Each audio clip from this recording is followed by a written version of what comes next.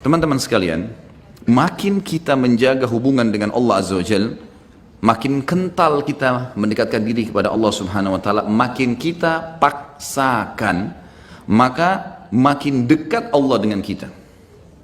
Misal contoh, antum praktekin, buat jadwal 1 bulan dari sekarang, atau 1 minggu dari sekarang, 1 bulan lah dari sekarang, coba antum buat sebuah catatan sederhana amal ibadah yang sudah antum kerjakan yang menurut antum paling sempurna pribadi, tidak usah liatin ke orang lain. Tulis misalnya sholat 5 waktu, saya dari tanggal 1 Muharram ke akhir Muharram saya akan mulai, atau misalnya 1 Oktober sampai akhir Oktober saya mau coba sebulan nih.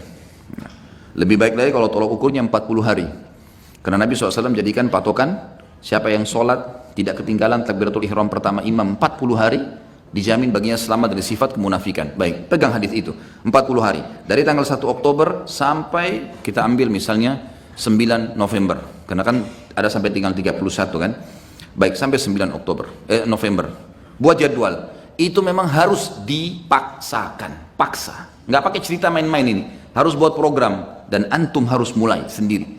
Paksain, mau apapun godaannya, tidak ada ceritanya. Seperti antum kalau lagi lapar, orang mau bicara apapun antum tidak pusing, yang penting saya harus makan dulu karena laparnya berbahaya. Seperti itu butuhnya dengan ibadah. Antum lagi haus, orang mau ngomong sebentar, saya mau minum, haus. Begitu antum buat program ibadah sekarang. Lebih penting daripada makan dan minum sementara kita lapar dan haus nih. Buat jadwal, sholat 5 waktu. Saya harus on time. Jadwal, buat jadwal sholat, mulai, start. Subuh, duhur, asar, maghrib, isya, buat catengan. Besok lagi, terus paksain. Karena 40 hari jaminan selamat dari sifat munafik. Antum tidak akan pernah dusta seumur hidup, tidak akan pernah ingkari janji, tidak akan pernah khianati amanah, tidak akan pernah berbuat curang. Jaminan dari baginda Nabi SAW. Dan tidak mungkin Nabi salah. Tidak mungkin Allah salah. Ada sahabat 2 orang, adik kakaknya sakit perut, datang ke Nabi SAW. Ya Rasulullah, adiknya bilang, kakak saya sakit perut. Kata Nabi SAW, minumkan madu, kasih madu. Adiknya kasih madu. Rupanya adiknya buru-buru, kakaknya masih kesakitan, kembali lagi ke masjid. Ya Rasulullah, kakak saya masih belum sembuh. Apa kata Nabi SAW? Minum lagi, cari obat lain? Tidak. Nabi ajarkan sebuah konsep dasar ini. Kata Nabi SAW, Allah pasti benar dan perut kakakmu yang bohong. Gak mungkin Allah salah. Sabar, minum, yakin, pasti Allah pasti benar, perut kakakmu yang bohong. Penanaman akidah yang luar biasa, harus difahami ini. Buat jadwal, saya belum pernah baca Quran sehari. Baik, sekarang baca. Lebih mudah bagaimana? Habis sholat, buat jadwal ini coba. Setiap habis sholat teman-teman, habis zikir, jangan berdiri, hitung pakai stopwatch 5-10 menit, tidak usah lebih. Antum buru-buru 5 menit saja, buka Quran, baca. Pokoknya baca. Kalau antum bisa baca 2 lembar setiap habis sholat, 1 lembar, 2 lembar, sampai isya itu berarti bisa 10 lembar per hari. Atau kita ambil ayat lah, 10 ayat habis sholat. 1 hari antum punya 50 ayat. Apalagi kalau antum bisa 20 ayat, bagus kan? 20 ayat subuh, 20 ayat duhur, 20 ayat asar, 20 ayat maghrib, 20 ayat isya. Kalau ada yang lewat, misal maghrib gini ada taklim, habis isya nanti saya double jadi 40 ayat. Atau sebelum tidur. Pokoknya 1 hari target saya 100 ayat misal. 100 ayat sehari teman-teman, 6.000 lebih ayat Al-Quran. Itu bisa antum khatam cepat sekali. Hanya baca. Harus paksain. Zikir pagi sore. Jangan berdiri dari tempat antum habis sholat subuh kecuali sudah zikir subuh. Harus. Apapun godaannya enggak, duduk dulu sebentar. Dan teman-teman, saya pernah praktekin zikir pagi. Asal antum sudah rutin lakukan. Maksimal 12 menit. Maksimal udah. 12 sampai ini kita baca zikirnya. Kalau ditambah dengan wirid yang lain seperti la ilaha illallah wahdahu la syarika, ini saya pernah baca 100 kali. Saya praktekinnya dengan tidak terlalu buru-buru, tidak juga terlalu pelan. La ilaha illallah wahdahu la syarika lahul mulku wal hamdu wa huwa ala kulli syai'in qadir. La ilaha illallah wahdahu la syarika. Jangan berhenti mulut antum, sambung, nyambung. Itu 7 menit selesai 100 kali. Jadi semua paling lama 20 menit. Duduk dia di situ. Apalagi kalau antum duduk sampai syuruk, itu masya Allah, bagus sekali. Saya yakin 20 ayat dan zikir pagi tuntas tuh. Waktu syuruk. Jangan ngomong teman-teman sekalian, kecuali ada taklim. Syuruk tapi ngobrol di pojok sana, ngobrol di sana, ada apa ngobrol? Nanti sebentar ngobrol itu. Kasih haknya, jadwalin. Harus sudah selesai nih. Habis asar jangan berdiri. Tunggu sampai zikir antum sore selesai. Syaitan punya standar godaan. Nanti aja di jalan, nanti aja di rumah. Sampai sekarang masih banyak pasti belum zikir sore ini. Syaitan suka goda. Duduk, paksain, jadwalkan, gitu kan? Sehari itu semua amal-amal harian yang rutin, semua harus on time. Antum jalanin seminggu lah, on time. Fokus ini saja dulu. Kalau sudah minggu yang kedua, buat coba selain yang on time ini, buat plus-plus. Plus-plus itu kayak jenguk orang sakit, kayak menghafal satu hadis, setiap hari satu hadis, atau seminggu satu hadis. Buat plus misalnya jenguk bakti sama orang tua, walaupun cuma telepon. Ada plus-plus dari jadwal rutin, jalankan seminggu. Coba begitu. Atau kalau kebanyakan, pindahin ke pekan ketiga, pekan keempat. Dan ini harus dipaksain ya. Ini nanti teman-teman kalau sudah dipaksakan, jadi terbiasa, kita jadi seperti roda. Jadi seperti sebuah kebiasaan, tidak enak lagi kalau nggak dilakukan.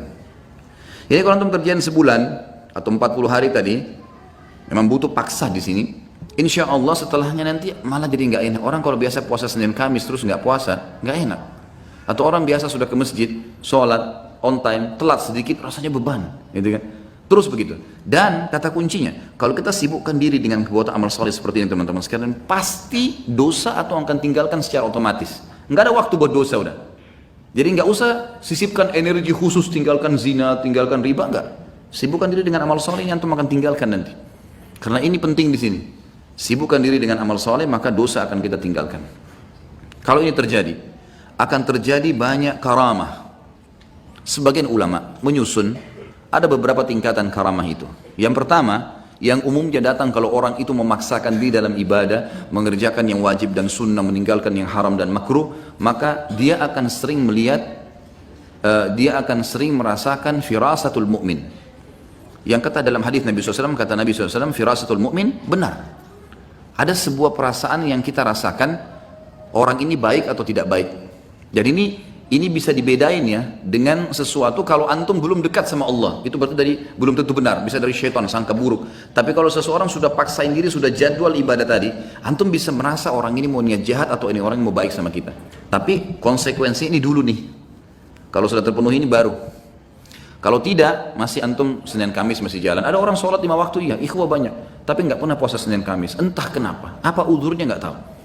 Mau tunggu mungkin mati, malaikat mau datang baru puasa, Allahu a'lam.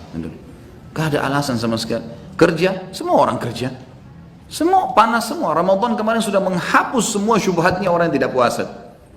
Semua dihapus. Panas iya, kerja iya. Sama semua. Sama. Sudah kita dilatih sama Allah SWT. Dan wajar kalau orang menjadi lebih baik. Wajar. Gitu kan? Yang kedua, dia kalau terus memaksakan diri lagi, dia akan mendapatkan yang dikenal dengan ru'yah sadiqah. Ru'yah sadiqah ini, sebagian ulama, tentu tidak semua, mengatakan diambil dari sabda Nabi SAW, mimpi yang benar dari seorang mukmin atau ru'yah sadiqah adalah cabang dari 40 cabang kemukjizatan Nabi. Dalam hadis yang dikatakan tidak tertinggal lagi sesuatu yang benar menjelang hari kiamat kecuali mimpi yang benar dari orang mukmin. Misal antum mau pergi umroh atau mau pergi haji, mimpi lihat Ka'bah. Ada orang tua kita mau datang silaturahim, kita mimpi beliau datang. Banyak hal yang diperlihatkan oleh Allah SWT, mimpi. Dan mimpi itu berita gembira, membuat orang mukmin ini senang. Kata para ulama, kalau orang ini belum memaksakan diri ke target-target tadi, mengerjakan semua perintah wajib atau sunnah, meninggalkan semua larangan haram atau makruh, maka bisa saja mimpinya itu bercampur baur dengan hilm. Hilm ini lawannya ru'yah sadiqah. Ru'yah sadiqah mimpi yang benar dari Allah, sementara hilm dari syaitan. Jadi kalau antum masih mimpi nggak tahu ini benar dari Allah atau bukan ya. Nah ini karena masih belum sampai pada itu. Tapi orang kalau sampai pada tingkat ini, sebagian ulama mengatakan seperti sabda Nabi SAW. Memang orang mukmin akan mimpi ru'yah sadiqah itu. Orang mimpi ru'yah sadiqah. Ini yang kedua.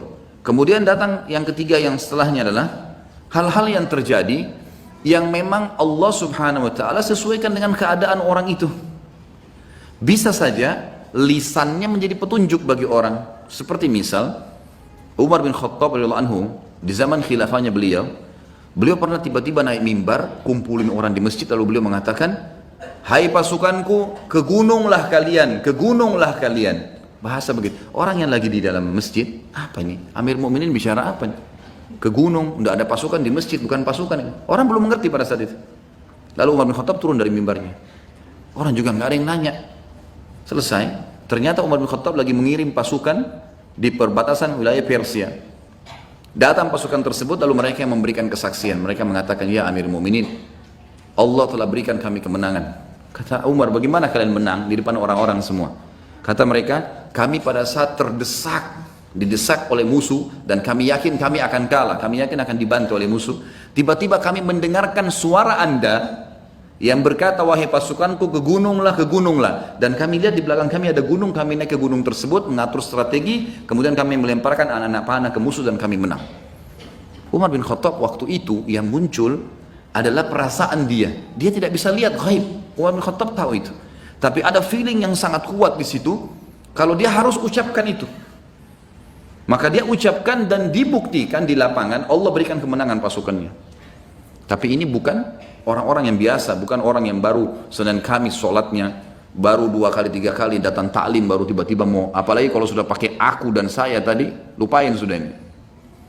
Jelas ini? Ini bahasa Indonesia ini. Ya. Jangan lagi tidak paham.